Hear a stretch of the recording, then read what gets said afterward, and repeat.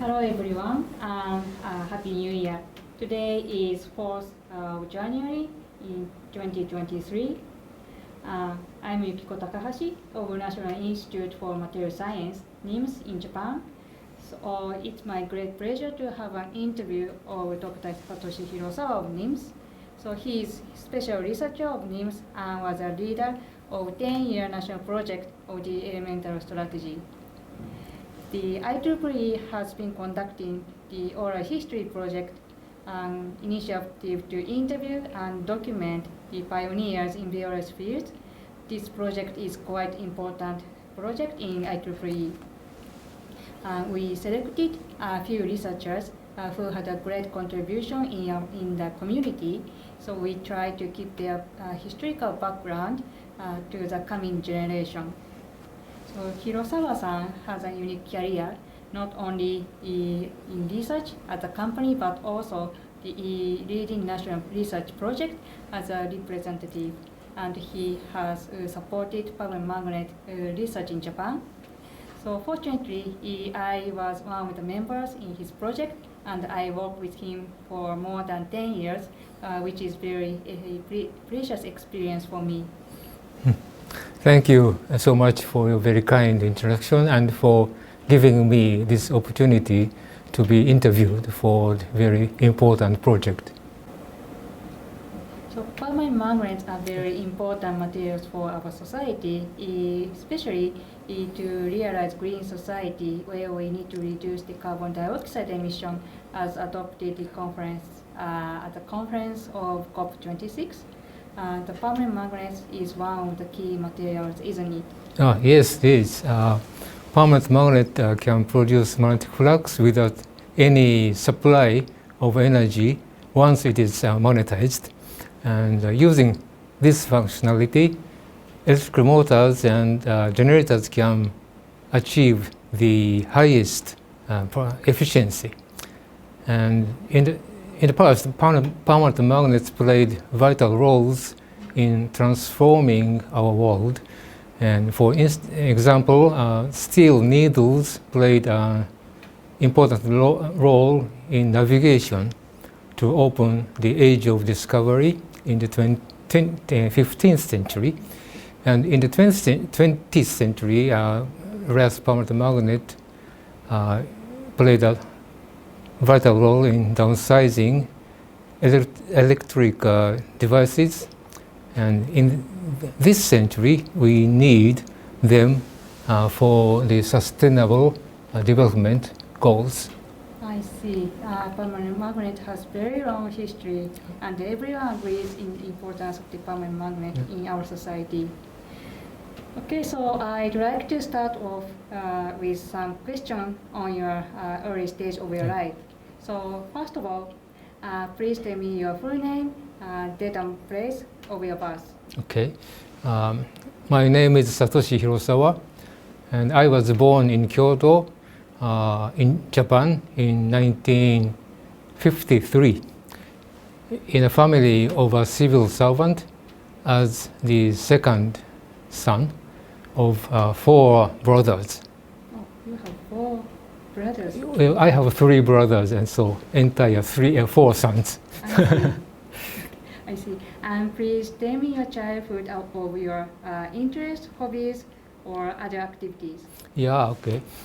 My family lived in the suburb of Kyoto City in a newly developed area. And when I was a child, there were a lot of paddy field for rice, and small irrigation canals and woods where we could play around with neighbor kids. But I also liked reading books and daydreaming various things popping up in my mind. And my mother was a person who could think and talk logically, although she could not receive higher education after high school. So probably she gave me the strongest influence on my way of thinking when I was a child. I see. What was your dream in your childhood? When I when I was an elementary school kid, I was interested in great stories of famous scientists and engineers, and wanted to be a person who invents great things like flying cars and spacecrafts and even large architectures. But when I was in junior high, I was dreaming of becoming a conductor of orchestra, even though I have no education in music. So my dreams were still childish and hovering around like this in various things. I see.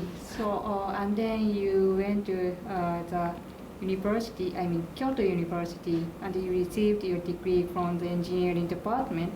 So Kyoto University is second top university in Japan. Yeah. Why did you choose that department? Well, when I was preparing for Kyoto University entrance examination, my homeroom teacher in high school was a female physics teacher, and I was interested in what I heard about metals in her class, so that I made the School of Metals one of my choices. And I passed the exam and accepted, and was accepted in the School of Metallurgy. I see. So, what kind of research did you do in the university? Yeah, my master's and doctoral research in Kyoto University was in the Department of Metal Science and Technology, and Professor Yoji Nakamura, who taught magnetism. And my subject was to investigate the metamagnetic phase transition from exchange-enhanced Pauli paramagnetism to ferromagnetism in the compound yttrium cobalt-2, and with replacing yttrium with magnetic rare elements. And I used nuclear magnetic resonance of cobalt as a probe. And that was my encounter with magnetic materials, and I learned a lot about systematics of magnetism of rare earth elements, and which was very useful for my later studies on permanent magnets. So, after receiving the Ph.D., you went to the University of Pittsburgh. So why did you choose University of Pittsburgh? Well, first of all, I wanted to go abroad. I see. So when I was finishing my doctoral study, Professor Nakamura sent some recommendation letters to several overseas universities, and I received an offer from Professor William Ed Wallace in the Department of Chemistry of University of Pittsburgh. And because I wanted to go in a field that was closer to engineering rather than pure physics, so I took this offer, and this was my first time to go outside from Japan. And I stayed there for about 3 years, and although it was short, it was a very important time in my life. And Pittsburgh, Pennsylvania is a very nice city with 4 distinct seasons, and I met many nice people there. I see. Yeah, I had visited several times in this Pittsburgh. Mm-hmm. Yeah, I agree. It was very nice Yeah, town. yeah. So, what kind of research did you do in Professor Warren's laboratory? Yeah, the main objective was to develop a permanent magnet using praseodymium instead of samarium. And at that time, samarium cobalt was the strongest permanent magnet. But both samarium and cobalt were rare and expensive. So therefore, there was a need for development of alternative materials. So I was employed as a postdoc in a project that aimed at development of magnet based on praseodymium cobalt-5 that has a larger monetization than samarium cobalt-5 with the funding from a private company. I see. So you studied various compounds in the student days and moved to the work of permanent magnet. So in other words, you learned the basic in the university and applied after the graduation of the university. So how was the research life there? Yeah, first of all, there was that was the occasion that I encountered with serious research of permanent magnets, and it was an interesting experience. Yeah. So it took an entire week to prepare samples and measure their properties to obtain a data point. And at the end of the week, I was gazing at the nib of the pitch tracer and carefully increasing the magnetic field with the manual SIDAC. Many times it was disappointing to see monetization switch its polarity with a very small field. And the coercivity of this magnet was so sensitive to the preparation conditions. However, it was exciting to see the nib of the bit recorder keep recording positive field up to a very high field. So that meant sample preparation went all right as designed, and a new record might be coming out. So and it was very interesting. So I found the research on permanent magnet very interesting. So there was another professor in the laboratory, Dr. Raymond S. Craig. He hand-built all the experimental equipment in the laboratory, and I have memories of staying at his garage factory in his house overnight and building a cryogenic ball mill apparatus that rotated a pot in liquid nitrogen. So that was interesting. I see. So I can easily imagine how excited days you stayed there. So during your postdoc period, you met Dr. Sagawa, who is the inventor of the neodymium magnet. Yeah. So 3M conference was held in Pittsburgh, yeah. And then I heard that you had a fateful encounter with him. Yeah, you're right. So I can recall the course of that event vividly. Before his discovery, samarium cobalt was the most powerful magnet, but the world was looking for a new iron-based magnet because cobalt skyrocketed in price due to the civil war in Zaire, Africa. And however, compounds of rare metals and iron were unusable because the Curie temperatures were too low. But in the fall of 1983, the word had already spread to the United States that an amazing neodymium iron magnet with a record high maximum energy product had been invented in Japan. So the room where Dr. Sagawa gave his presentation was fully packed with people, and many were listening outside in the hallway. And his presentation was so clear and detailed that any experienced researchers could immediately copy. And I was overwhelmed by his achievement. So I stood at the coffee table waiting Dr. Sagawa and grabbed him when he came to take a cup of coffee.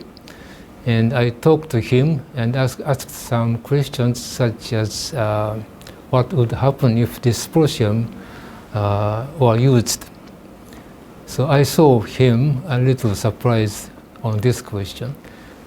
The effect of dysprosium to reinforce coercivity was still a secret of his team at that time.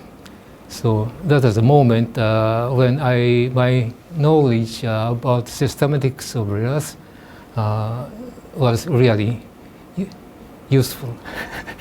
And that is how I met Dr. Sagawa, and I joined in his team at Sumitomo Special Metals in 1984. I see. So I can imagine that how important the discovery was. Yeah. So after 3 years in Pittsburgh in postdoc, you began your research on neodymium magnet at Sumitomo Special Metal Company.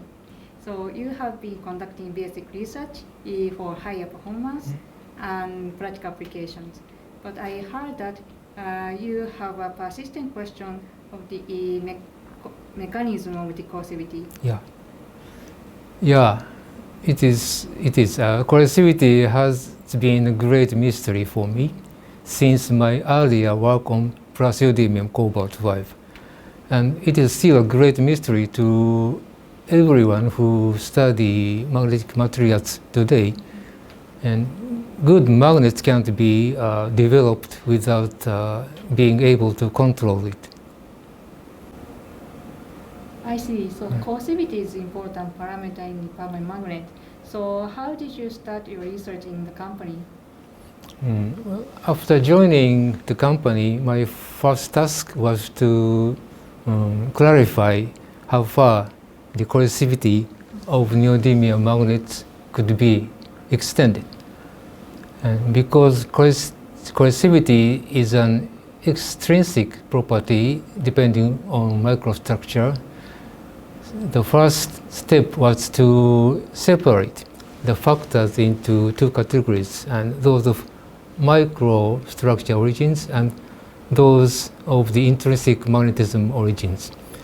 And I began my research by making single crystals of the entire series of the new compound with all rare elements, except for promethium and europium and ytterbium, that kind of very rare ones, and conducting systematic measurements. So I have data here to show you. And these are the temperature dependence of coercivity from 4.2 K to above Curie temperatures. And the intrinsic properties of R2 Fe14 bring compounds, that is magnetization and magnetic anisotropy. And we collaborated with Kyoto University high field laboratory and in these experiments. But for this information, magnetic anisotropy, we used low field data, and this is KU1 only. And so I am glad that these data are used even today and keep useful and are cited in papers. And Hirosawa-san, I'm very impressed with this data because we usually focus on the data at room temperature or elevated temperature for permanent magnet application, but I never seen the low temperature data. But for example, the coercivity of the praseodymium ion boron shows quite high coercivity. So I wonder that if we could realize this coercivity at room temperature, we may get very great magnet. Yeah, you are right, but unfortunately, Ray's anisotropy decays with temperature very quickly, so it is like this. Above room temperature, we have only a portion of it. So I try to find out empirical relationship among these three properties, and found that coercivity and intrinsic magnetic properties of the main phase could be written in a simple formula like this. So it is shown here. And it turned out that this is a special case of general formula which is known as Brown's or Cromulus formula today, with the parameter NEFF, N-effective, said to be 1.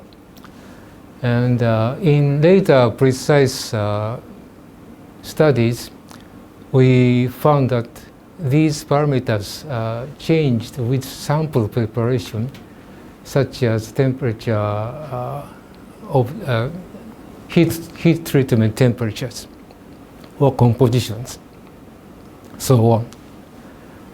Okay, so I often see the composition of the permanent magnet, and then I found that looking at the composition of the permanent magnet, there are several additive elements which composition is less than 1 or 20%. Mm-hmm. So I heard that each of them play a very important role on coercivity. Mm-hmm. So you studied in detail the effect of adding trace elements, didn't you? Oh, yes, we did. The finding was that to generate a large enough coercivity, we needed a very small amount of kappa, like a few hundred ppm. So I have data here.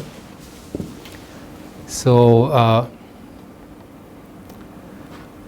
it was among the top secrets in the early stage.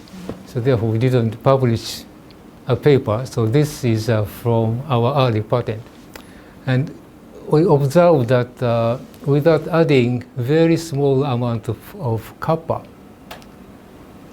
the sintered magnet, neodymium iron magnet, did not develop the coercivity. So it is so steep here. So I see. So why did those elements have such a big effect on coercivity?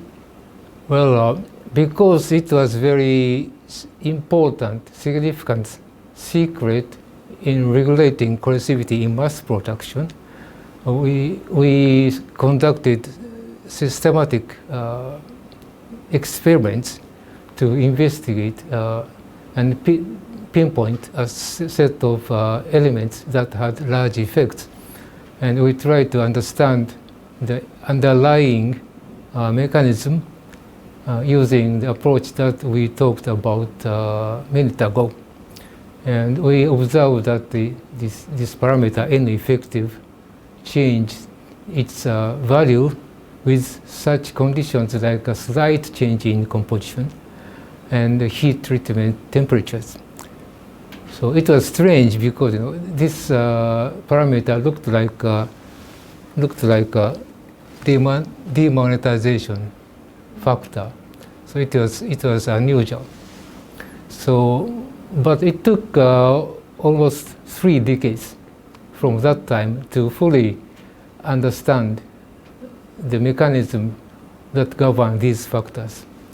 So we had an impression that something was changing in grain boundaries, but it was only around 2010 that the true mechanism began to be revealed by the NIMS team with atomic resolution microscopy.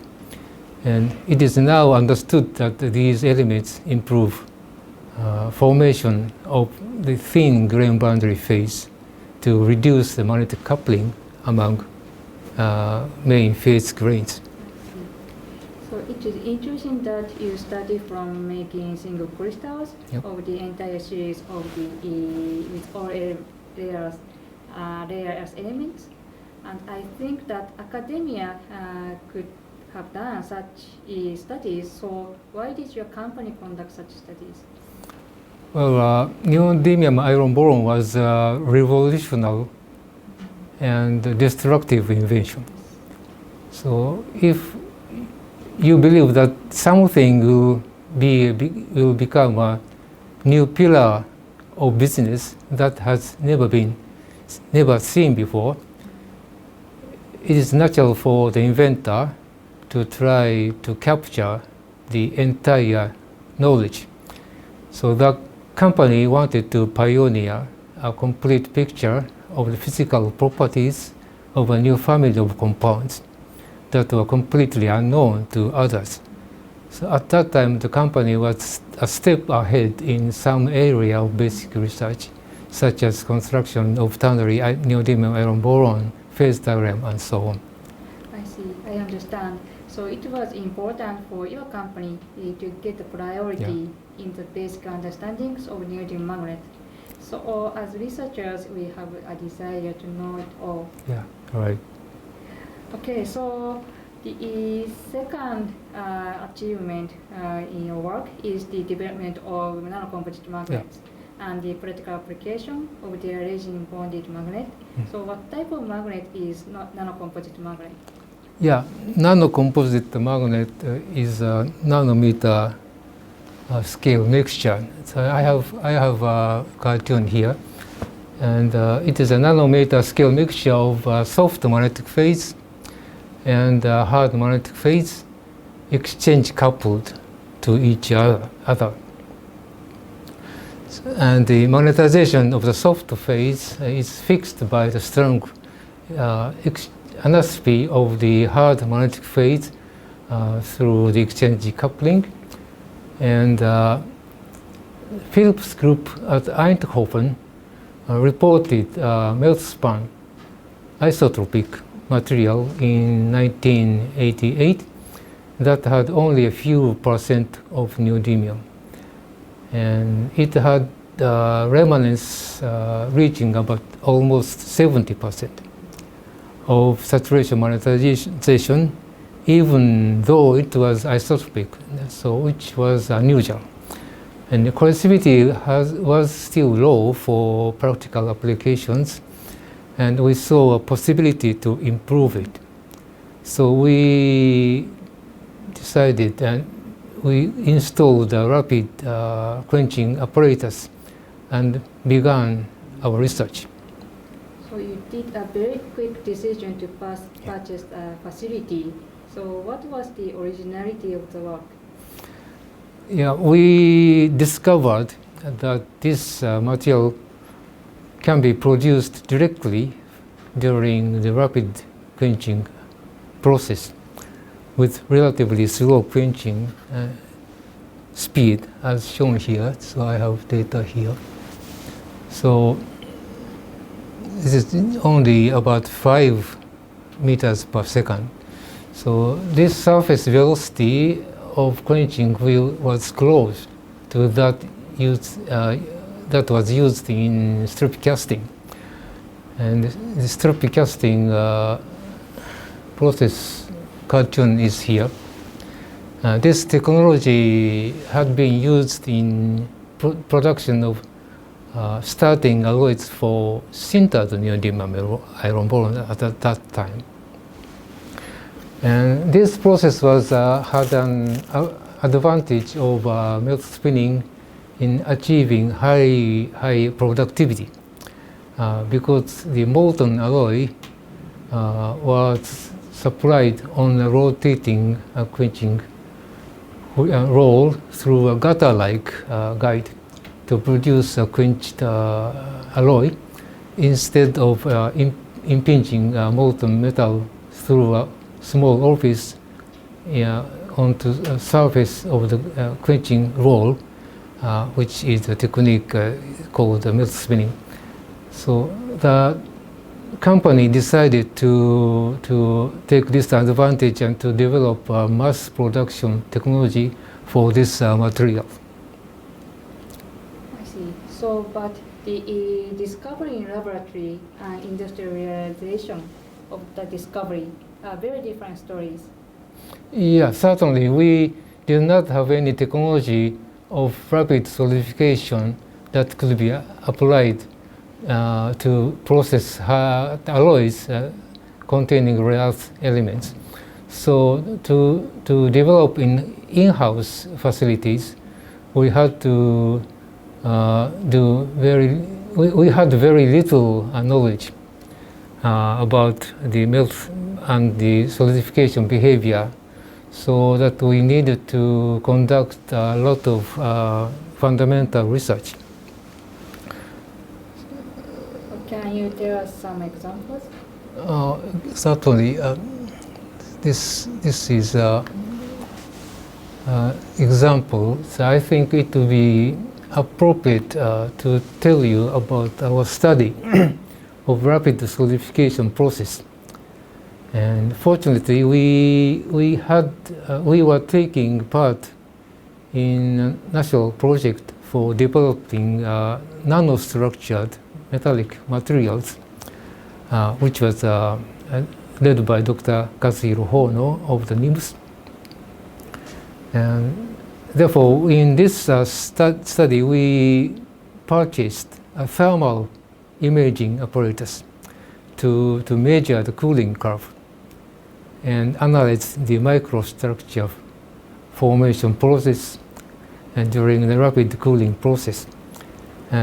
This is an illustration of one of such experiments using metal spinning apparatus.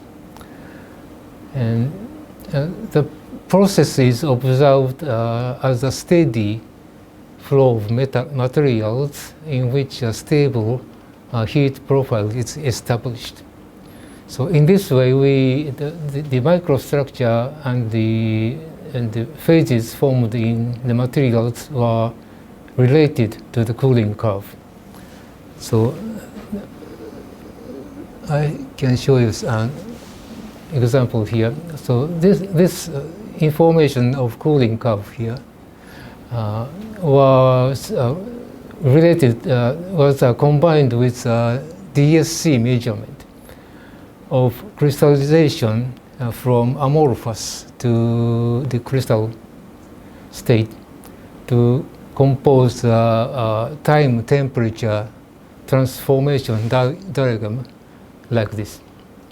So in this way, we investigate the basic conditions that should be achieved in significantly larger strip casting type equipment for actual mass production. So it was a very interesting study for a researcher in the metallurgy field like me. And although we had to do many other measurements and try and error experiments using larger apparatus, so it was so interesting. I see. So actually, I was one of the members in that project. I think you do not remember me, but I just graduated from the university, and I remember that you reported the TTT diagram in neodymium magnet, and then now I understand the purpose of the purchase with thermal imaging facility, because at that time, observing the thermal distribution in the material is not so common. But I felt this was very new technique for developing magnetic materials. Okay.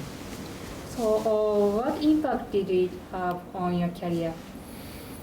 So that was an opportunity to observe significance of the industry-academia collaboration in our research. And the researchers in industry not only received support for equipment, but also had access to analysis of nanostructures by the top national institutes and universities. So this encouraged me to be actively involved in several national research projects. So I became a representative researcher for the Element Strategy Initiative project of the MEXT, which started in 2007. And since then, I have been able to conduct joint research on permanent magnets with leading professors and scientists from academia as a team. I see. So this research project was a trigger for your later research career. Yeah, yeah. I see. So your involvement in the Element Strategy Initiative project began as early as 2007. What was the major result in that stage?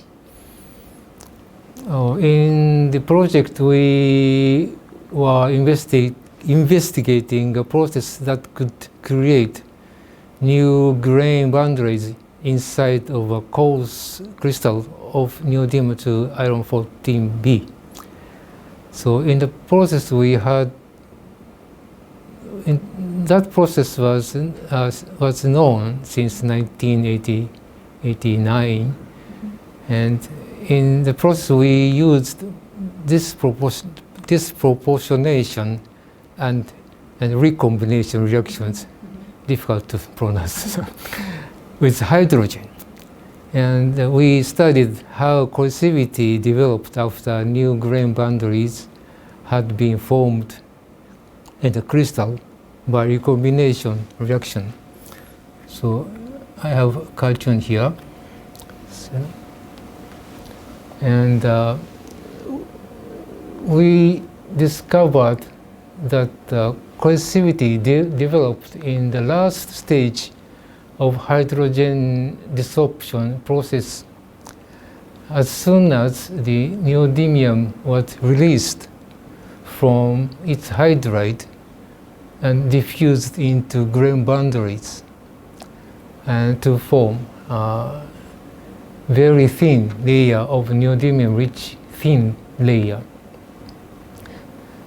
And following this, the team of Dr. Honos of NIMS had a great idea of infiltrating alloy with a high neodymium concentration into grain boundaries to increase the coercivity further. So you place neodymium-rich eutectic alloy around this grain and heat treat it, and they let this alloy penetrate into the grain boundaries. So this process has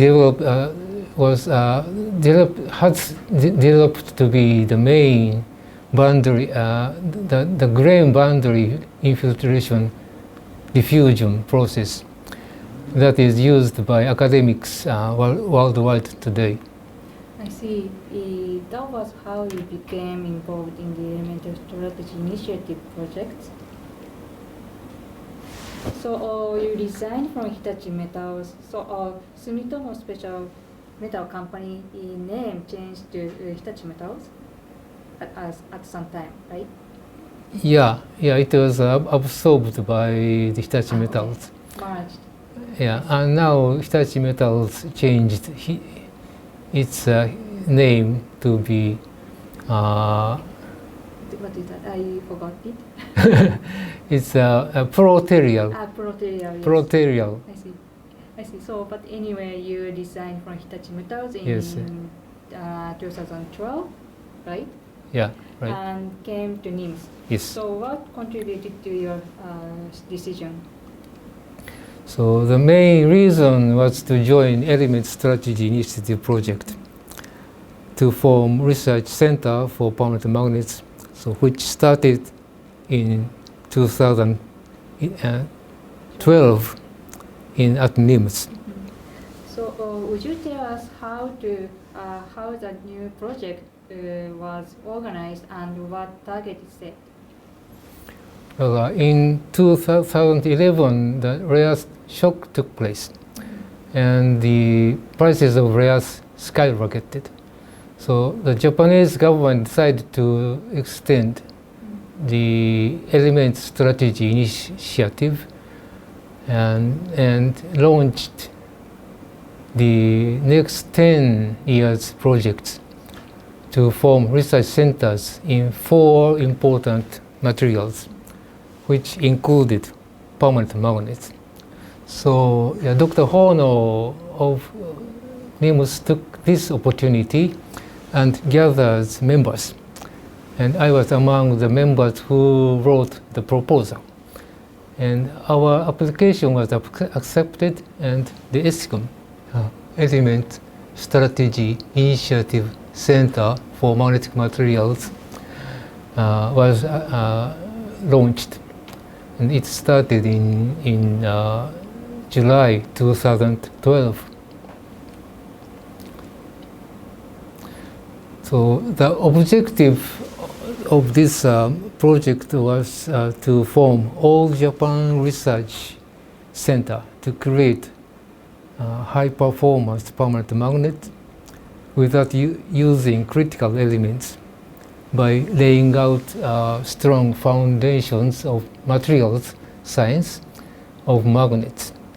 And so we had strong teams of leading researchers, which we couldn't write them all here, but in both theoretical and experimental fields. Okay, so we heard that you resigned from your company before the project was adopted, and we are concerned about what you would do if the project was not adopted. But we felt your determination and we to make the 10-year project a success by making this choice to leave the company.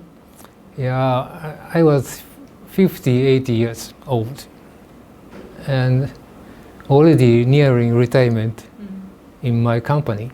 So I decided to leave my company and join the NIMS. So I made the decision and came to NIMS as a fixed-term employee when the project had not been yet adopted. So which when I think about it now, was a bold move.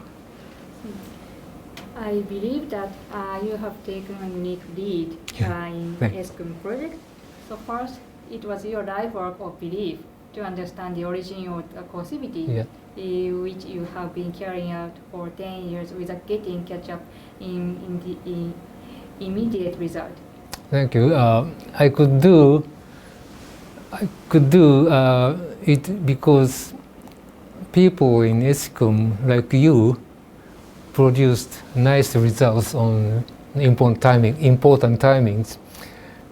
As a representative of ESICMM, I put a lot of effort into two areas. The first, as I mentioned earlier, the issue of the coercivity. And the issue of the coercivity of the magnet has left several questions unanswered for many decades. The theory of coercivity was clearly behind compared with analysis of microstructure. So when we started our project, we were still using an old framework with a continuum picture of theory that could not handle the atomistic structure of the material. So when ESICMM project started, there are not so many theoretical researchers who can treat paramagnet with rare earth element. So what did ESICMM do in that field of theory of coercivity to leave from the old framework? We set one of the goals in establishing a theoretical framework to calculate coercivity basing on atomistic information of actual microstructure. And although we did not even realize how challenging it was in the beginning, the team of quantum statics theory developed a set of computational methods to handle the effects of thermal fluctuations for calculation of coercivity at elevated temperatures. And this helps us understand the nature of nucleation of reversed grains at high temperatures. I think another feature is the thermodynamics. So you also emphasized the importance of the thermodynamics, didn't you? Yes, you're right. the second point was the thermodynamics of permanent magnet materials. And one of the urgent problems industry researchers was facing was the lack of accurate phase diagrams.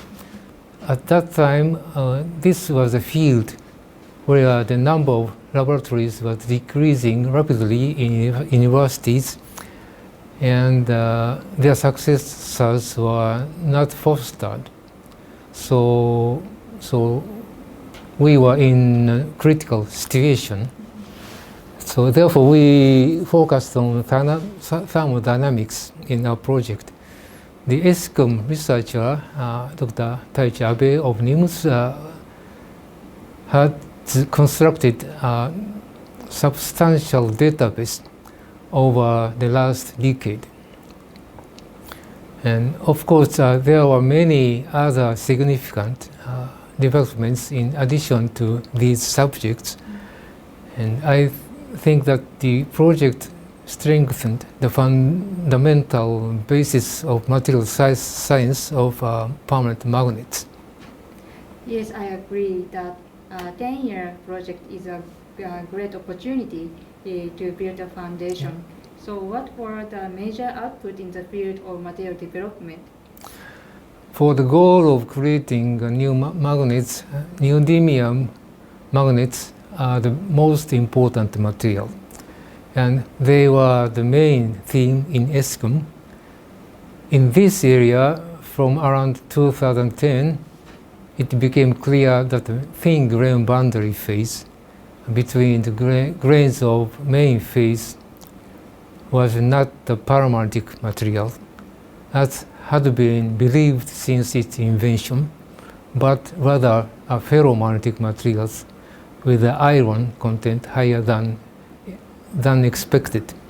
So with the proposal of Dr.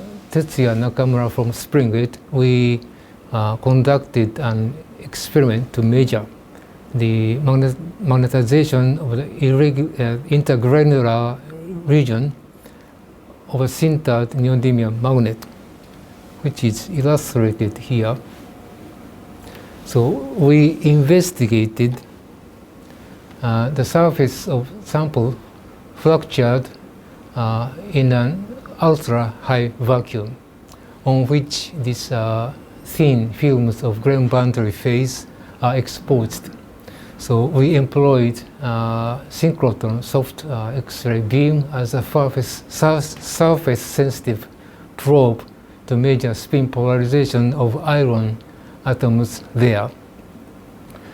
And we found that this is ferromagnetic phase. So I remember how excited I was when we observed that the magnetization of this grain boundary phase was indeed large, and it is a ferromagnet.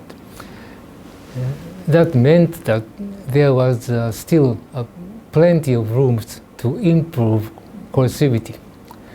So we reported it in 2012 in an international workshop and published the result in 2014. Yeah, I remember that I was also very surprised at the discovery of a ferromagnetic grain boundary phase by Dr. Nakamura. Yeah. If we know that the grain boundary phase is ferromagnetic, we can easily explain the initial magnetization curve and magnetization reversal behavior. And at that time, I also felt that it is important to know the microstructure for microstructure sensitive properties such as coercivity. Yeah, you're right. The ESICMM project realized supreme magnetic properties in neodymium iron boron by manipulating the composition profiles in the grain boundary region using the techniques such as the grain boundary infiltration and diffusion process. The development of new magnets was one of the key research topics at ESICMM, right? Yeah, yes, it was. In ESICMM, we focused on the possibility of magnets with more iron and a lower concentration of rare earth elements than neodymium to iron 14 boron. So we started with so-called 112 compound. So here is the crystal structure of the 112 compound. And this group of compound had been known for decades already, but it had to be stabilized by replacing at least one of these iron atoms with another element, and which always resulted in a large decrease in spontaneous magnetization. So we started stability calculations by attempting to fabricate the 112 compound with the full potential with the help of theoretical calculation team. So it was exciting when your team proved that the unprecedented magnetic properties indeed could be obtained in thin films shown as here. So this is magnetization and this anisotropy field. And here is the neodymium 2 iron 14 boron. And these points were actually created by your team. Thank you very much. So I have also enjoyed the studies on 112 compound. It was a very valuable experience for me to be involved in the process development and evaluation of the physical properties of new materials, because there is also many chance to face this kind of opportunity, even not only magnet but also the other magnetic materials. So, yeah. Thank you so much. Yeah. Although these 112 compounds shown here are metastable, we observed that the Gibbs energy of the formation is only slightly higher than that of the mixture of equilibrium phases, and the calculations predict that the difference should become even smaller at high temperatures. So it is still an interesting subject. So I hope that young academics will not give up on this challenge. Sure. Okay, so you have been engaged in basic research on permanent magnets for a few decades. Yep. And you have been actively presenting your research at both domestic and international conferences. So I was so impressed by the way you always sat in the front row, and took notes during the sessions. Intermag and joint meetings were organized by IEEE Magnetic Society. You met Dr. Sagawa at one of these conferences. And I wonder whether there were any cases in which your discussions led to collaborative research. Okay. From the late 1980s to around 2000, permanent magnet research was particularly active in Europe and in the United States. So I was inspired by papers presented in those conference meetings and conversations with top-class academics such as Professor Mike Coy, Professor Dominique Givot, and Professor Kromila, particularly during the famous concerted European action on magnets, which started in 1985, right after the invention of neodymium iron boron. So this project, SIAM, was a very successful project of European communities before EU was formulated. So I appreciated the Intermag meetings of the IEEE Magnetic Society and the joint meetings with the MMM, because they focus more on engineering than on pure physics. On several occasions, the conversations developed into collaborations, and in which we provided samples and they conducted designed experiments. I think it was the most exciting time in my career. I see. This is the almost final question. So, Okay. Would you encourage young academics in the area? Okay, permanent magnets are vital components in high efficiency motors and generators. And the importance of permanent magnets will increase in the future society to maximize the energy efficiency. So this is an interesting field where magnetism and structural features have a strong interplay. And at this moment, we are not able to fully predict the shape of hysteresis curves of permanent magnets from the available information of microstructures. So I guess that there is plenty of opportunities for scientists who can freely connect various materials fields with mathematical tools which have been developed in the materials informatics. And science of permanent magnets is a field which is always attached to industry. To young scientists, I would like to pass the word of Professor Kotaro Honda, who was the inventor of the 20th century permanent magnet,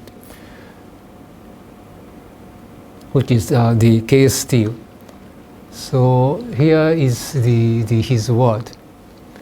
Where there is learning, technology grows. Where there is technology, industry develops. So industry is a training ground for learning. So this is kind of a, you may feel that this is kind of old-fashioned saying, but this is true, and even truer in the future society. I think industry is a training ground for learning. So please enjoy research collaborations with industrial partners and vice versa. Thank you very much. Thank you very much for a very strong message to younger generation, and thank you so much for interview today. Thank you very much.